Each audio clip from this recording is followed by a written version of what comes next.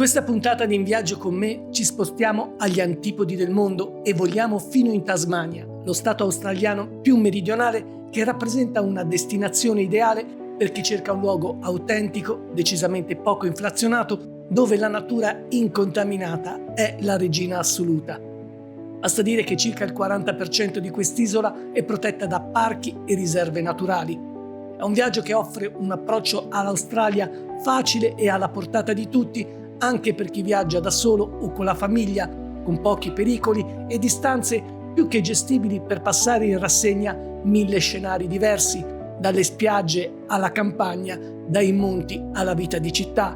È anche una meta ideale per gli amanti degli animali, la sua fauna locale è unica al mondo. Solo qui infatti si possono vedere i famosi diavoli della Tasmania, i piccoli carnivori marsupiali, simbolo di quest'isola. Tutto in Tasmania scorre lentamente, senza stress e con la chiara consapevolezza che la vita va goduta nel pieno rispetto della natura, respirando l'aria più pura del pianeta a pieni polmoni. Tutto questo in Viaggio con me.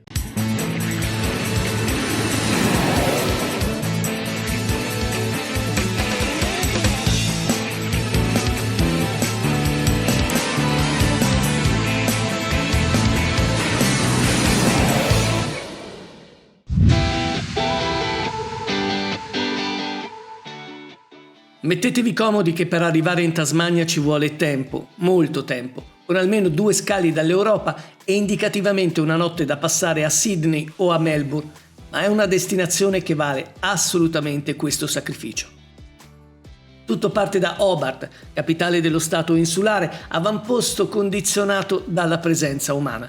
È infatti l'unica vera città della Tasmania insieme a Launceston, dove si contano circa 190.000 abitanti, quasi un terzo della popolazione complessiva dell'isola. Forse non è tra le città più belle al mondo, ma qualche nota positiva non manca, ad esempio il popolare Salamanca Market che si tiene nel quartiere omonimo tutti i sabati dalle 8:30 alle 3 del pomeriggio, pedaggio necessario per acquisti di souvenir e artigianato locale, ma anche per l'ottimo street food che tuttavia potrebbe richiedere un aiutino nella digestione. In questo caso vi consiglio vivamente una degustazione alcolica al Salamanca Whisky Bar. Non vi preoccupate della pioggia, il tempo in Tasmania è davvero schizofrenico e imprevedibile e condizionerà non poco un viaggio da queste parti. Per fortuna gli spazi coperti non mancano, ad iniziare dall'eccezionale Mona, uno dei più interessanti musei d'arte che abbia mai visto e che si raggiunge volendo con un apposito ferry che attraversa la baia. Occasione per una crociera low cost inclusa nel biglietto d'ingresso che prevede l'opzione di un trattamento da VIP. Questo centro culturale propone una rassegna particolarmente vivace di esposizioni e mostre con la presenza di opere di molti artisti di calibro internazionale, ma anche di creativi australiani. Ordinata, pulita, con pochi edifici storici, gran parte della vita nella città di Hobart si concentra nella zona intorno al porto, che ha lo svantaggio di essere un punto di attracco di alcune navi da crociera, ma concede qualche passeggiata piacevole, altri musei e alcuni buoni rifugi culinari.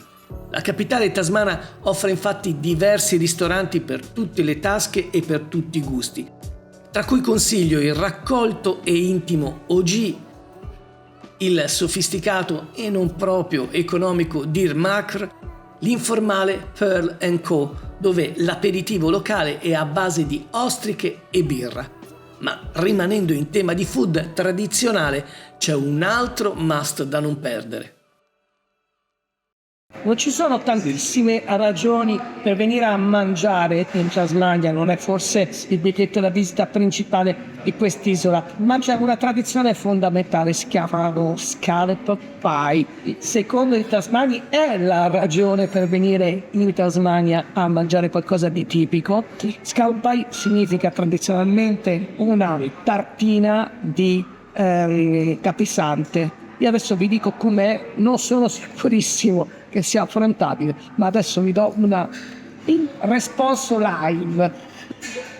Buona, ma c'è anche una ragione, siamo in uno tempi della Scallop Pike.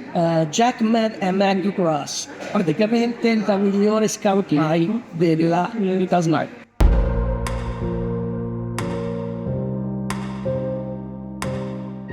Prima di lasciare Hobart è d'obbligo anche una gita veloce e vicina a Mount Wellington, la cui cima di 1271 metri sovrasta la città e offre agli escursionisti anche ottimi percorsi trekking nel parco naturale, ma meglio affrontarli con una buona condizione fisica, motivo per cui in parecchi, me incluso, si preferisce arrivare all'osservatorio panoramico in auto, un luogo ideale per vedere un incredibile scorcio dall'alto della città. In teoria. Ovviamente tutto è infatti sempre subordinato alle condizioni meteo che, come ho detto, sono totalmente imprevedibili.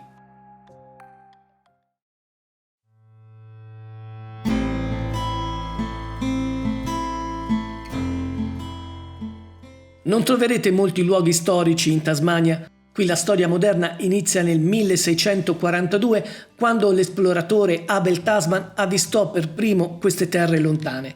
Ma Port Arthur, che dista circa 2 ore di auto in direzione sud-est da Hobart, è forse il complesso storico più rilevante dell'isola, non a caso patrimonio dell'UNESCO.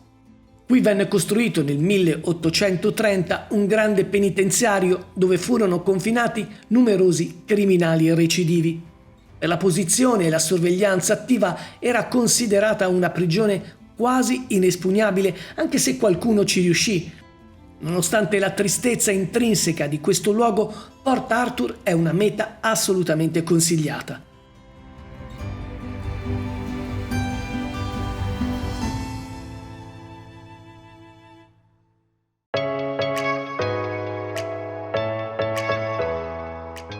Decisamente più consolante e gratificante è il ritorno alla natura. Nei pressi di Port Arthur fate una sosta a Eagle Oak Neck, lo stretto istmo che collegava la penisola di Tasman alla terraferma. Durante l'era del penitenziario era un punto di controllo cruciale per impedire la fuga dei detenuti attraverso la temutissima linea dei cani, ferocissime sentinelle sempre pronte ad agire. Da non perdere anche la particolare formazione geologica di Tasman Arch, un arco naturale scolpito dall'azione del mare nel corso di migliaia di anni che merita di essere immortalata in qualche buon scatto fotografico.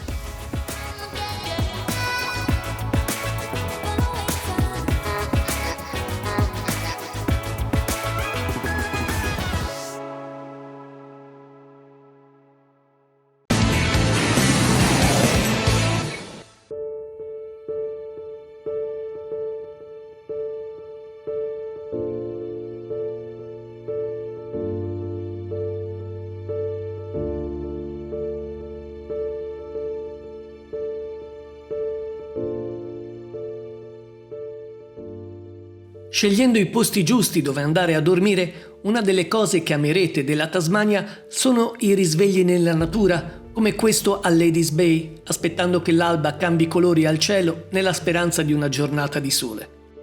Sole che diventa un asset fondamentale per visitare Maria Island, una tappa di viaggio che non può mancare per chi decide di spingersi a queste latitudini.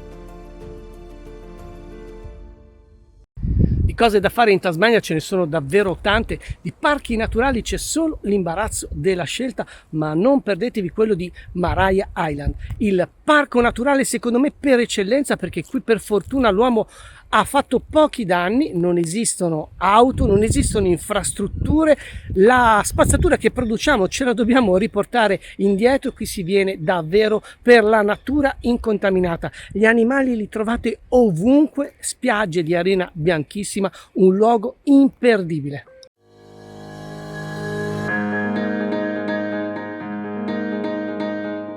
Accessibile solo via traghetto da Traibunna, questa piccola isola, grande poco più di 115 km², è un santuario di biodiversità, soprannominata non a caso l'Arca di Noè della Tasmania.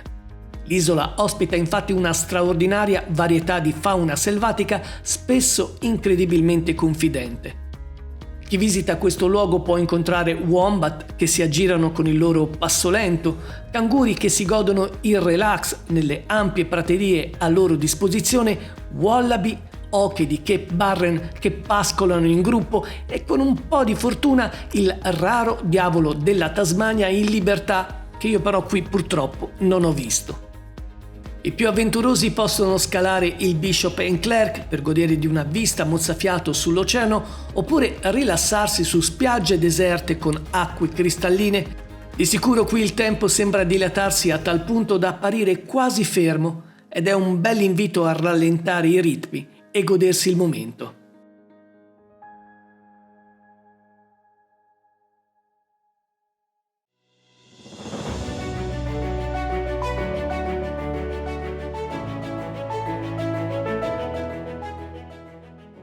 Un viaggio in Tasmania è soprattutto un viaggio nella natura. Basta dire che circa il 40% del territorio è protetto da parchi e riserve naturali. Tra queste c'è il Freycinet National Park. I più audaci si possono misurare con una bella pagaiata in kayak nelle tante baie che dispensa questo parco. Attenzione però alle condizioni meteo che cambiano rapidamente e al mare che in un attimo diventa davvero impegnativo. Tappa obbligata è tuttavia il trekking che nasconde una chicca imperdibile tra i simboli più conosciuti di quest'isola, Wineglass Bay. Il percorso fino al lookout, alla terrazza panoramica, è alla portata di tutti e offre una vista privilegiata su una delle spiagge più belle al mondo.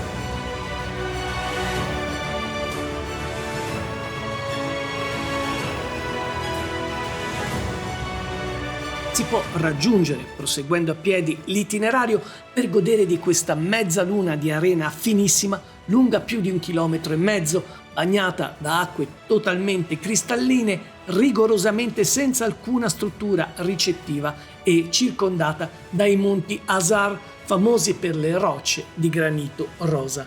Fermarsi e godersi il rumore del mare è un atto necessario e pienamente rigenerativo.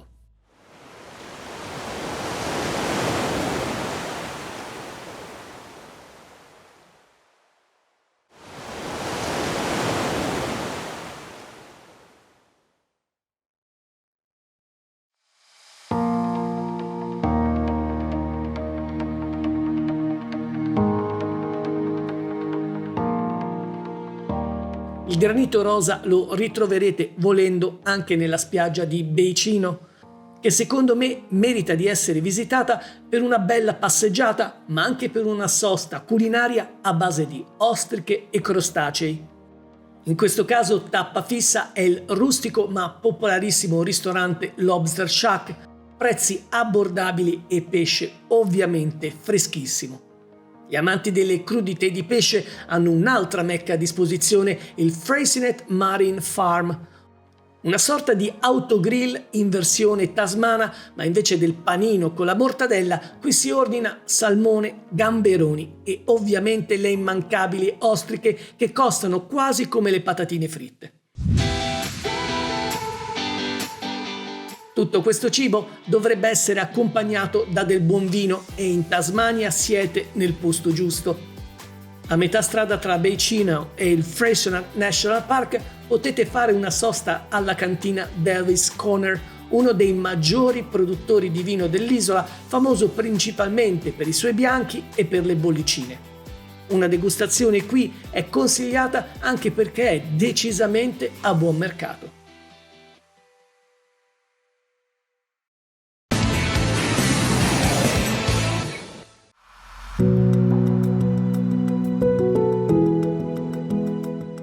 La Tasmania sembra un'isola relativamente piccola, ma a conti fatti non lo è.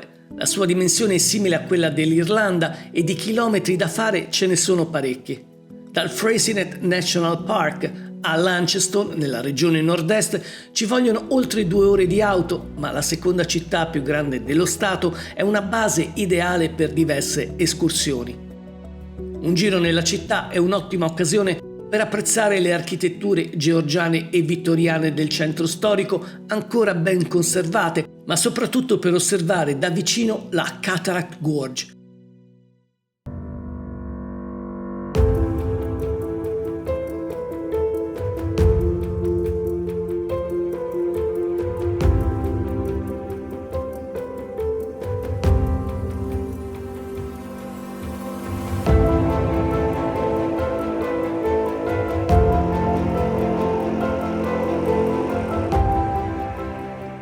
Questa gola naturale, scavata dal South East River, è caratterizzata da pareti rocciose imponenti e una bella vegetazione rigogliosa che ha il vantaggio di essere facilmente accessibile dal centro città e visitabile con un sentiero panoramico alla portata di tutti.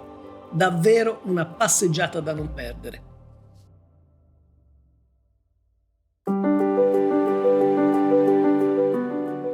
Altra gita imperdibile è quella della Tamar Valley, una vera mecca per gli amanti del vino, la zona più famosa della Tasmania dove si concentrano i principali produttori dell'isola.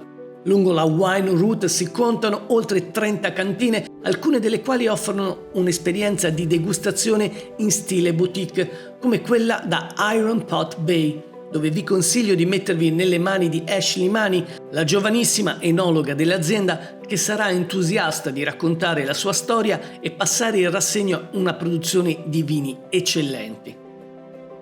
Lungo il tragitto potreste imbattervi in improbabili buche delle lettere, davvero fantasiose, e nel surreale Swiss Village che replica un ipotetico paesino delle Alpi svizzere.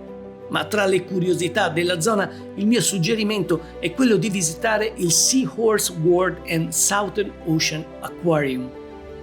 È sicuramente un acquario e un centro educativo, ma è soprattutto uno dei principali centri mondiali per la tutela e l'allevamento dei cavallucci marini, che qui si possono osservare da vicino non senza rimanere ammaliati da questi pesci. Questo posto è anche attivamente coinvolto nella conservazione marina, in particolare nel programma di riproduzione del pesce mano rosso, una specie endemica della Tasmania, rarissima, con meno di 100 esemplari adulti in natura, che qui stanno provando ad allevare in cattività per salvarla dall'estinzione.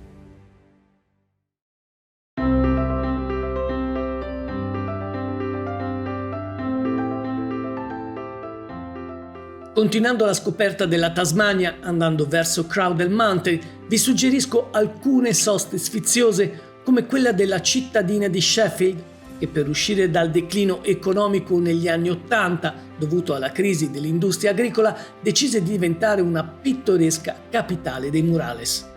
Oggi se ne contano oltre 150, compresi quelli che vengono presentati ogni anno durante il Mural Fest, che si svolge nei primi giorni di novembre. Un pit stop anche solo per rifocillarsi e scattare qualche foto sarebbe da mettere nel taccuino di viaggio. Altra tappa che mi sento di consigliare è quella a Maracupa Cave, che si trova nel Mole Creek Crust National Park.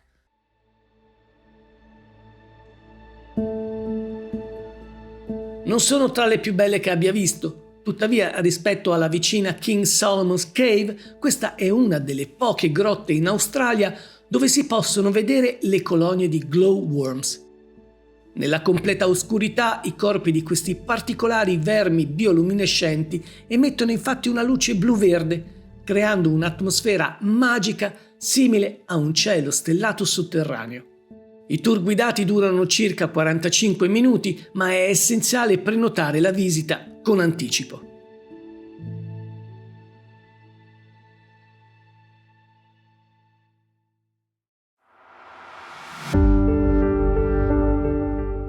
Da non perdere, secondo me, in questa zona anche una visita al Trowunna Wildlife Sanctuary, che rappresenta un'eccellente opportunità per incontrare diversi esemplari della fauna locale. Questo centro è uno di quelli più riconosciuti e quotati che si occupano della salvaguardia dei diavoli della Tasmania, il famoso marsupiale carnivoro, simbolo indiscusso di questa isola. Qui non solo si possono vedere davvero da vicino, ma anche assistere al momento del pasto.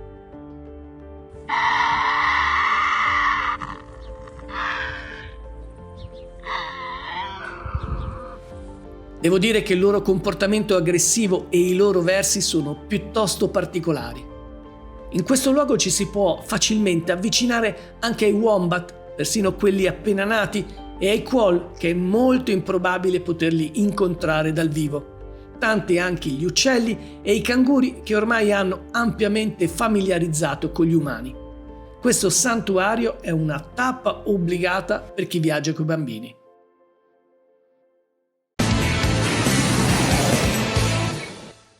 Se siete degli amanti della montagna e dei buoni escursionisti, è a Crowden Mountain che dovete venire. Questo parco nazionale di oltre 14.000 km² è una delle attrazioni principali della Tasmania. I paesaggi sono assolutamente simili a quelli delle nostre Alpi, ma non vi aspettate vette elevatissime. Qui il monte più alto, il Monte Ossa, raggiunge appena, si fa per dire, 1617 metri di altezza.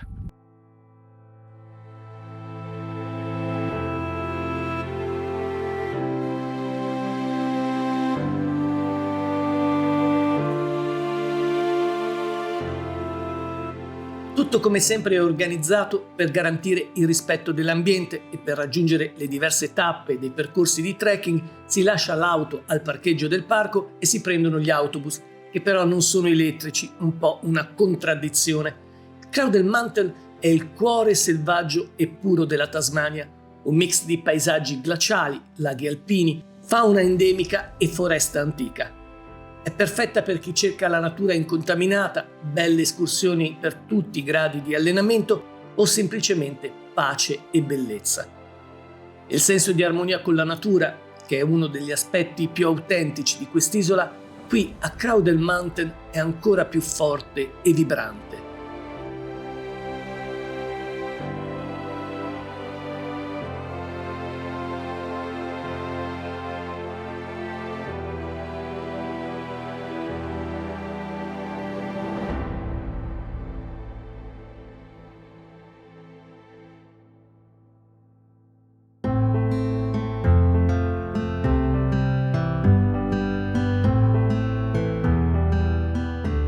Il parco nazionale si estende anche nell'area di St. Clair, un'altra bellissima zona caratterizzata da diversi specchi d'acqua e che dispensa non solo bellissimi paesaggi, ma anche escursioni con meno gente e delle esperienze esclusive come quella che potete vivere a Pump House Point.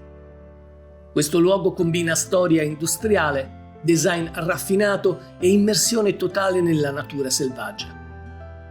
L'edificio principale, che si erge su palafitte a 250 metri sulla riva del lago, costruito per un progetto idroelettrico e poi abbandonato negli anni 90, è stato sapientemente recuperato e trasformato in un boutique hotel. Da qui si possono fare meravigliose gite in bicicletta, gustosi picnic all'aperto, ma quello che vi rimarrà nel cuore è dormire a pelo d'acqua. Esperienza assolutamente da fare.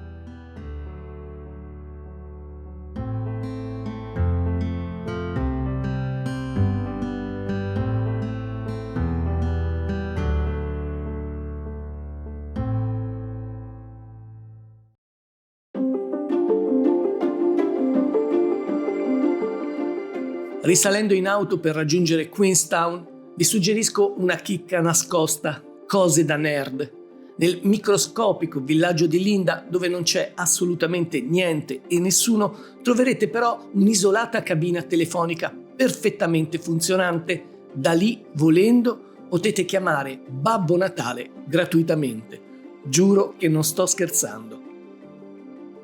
E poi di cose curiose in Tasmania ce ne sono altre, come la segnaletica stradale. Non solo perché è richiesta una discreta conoscenza zoologica per riconoscere tutti gli animali che potrebbero attraversare la strada, ma anche per la peculiare attitudine degli australiani alla massima allerta, per non dire al terrore, con cartelli perentori che potrebbero stimolare gesti scaramantici non sempre eleganti da fare in pubblico. Per fortuna assai pochi sono i pericoli che si possono correre nel prendere la ferrovia storica che collega Queenstown a Strand, un viaggio lento di pochi chilometri che vi permette però di esplorare il territorio in modo meno convenzionale.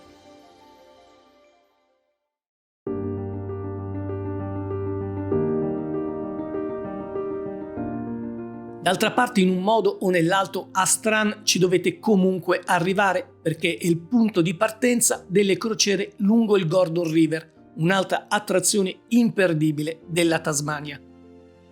Come sempre l'incognita è il meteo, ma una gita da queste parti significa immergersi letteralmente in un luogo quasi magico e incantato, una delle ultime grandi distese di foresta pluviale e temperata al mondo, per fortuna protetta da qualsiasi distruttivo intervento umano. Dei circa 170 km di lunghezza del fiume, solo la parte inferiore è navigabile, mentre quella a monte è quasi inaccessibile a causa delle strette gole e delle rapide. Le crociere generalmente prevedono delle soste, tra cui quella ad Heritage Landing, per toccare con mano la rigogliosa vegetazione locale, e nella famigerata Saira Island, una ex colonia penale tra le più brutali e severe di questa regione.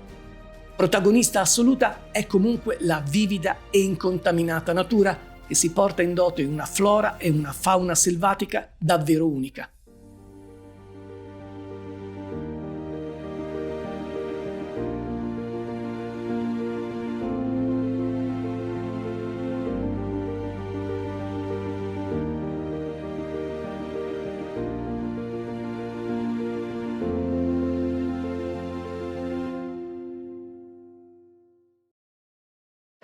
Uno degli aspetti che rende davvero famosa la Tasmania in tutto il mondo è intangibile ma chiaramente percepibile: la qualità dell'aria, davvero eccezionale. I motivi sono diversi. La Tasmania è un'isola meridionale che per fortuna non risente dell'inquinamento proveniente dai grandi continenti. Gran parte del suo territorio è protetto da parchi naturali, è fortemente disabitata, pochissimi sono gli abitanti di quest'isola, ma poi c'è un elemento che è chiaramente percepibile quando si viaggia in Tasmania: i venti che provengono principalmente dall'Oceano Indiano e dall'Antartico, e questo fa sì che l'aria sia davvero sempre fresca, pulita, crisp come dicono loro, cioè frizzante, e questa è una vera benedizione per noi che veniamo dalle grandi città. Anche qui a Ocean Beach, dove si conclude questo viaggio, si può vivere la vera essenza della Tasmania, un'isola autentica, ospitale, facile da visitare e che invita a riscoprire il legame profondo dell'uomo con la natura, dove è la natura a segnare il passo e non viceversa.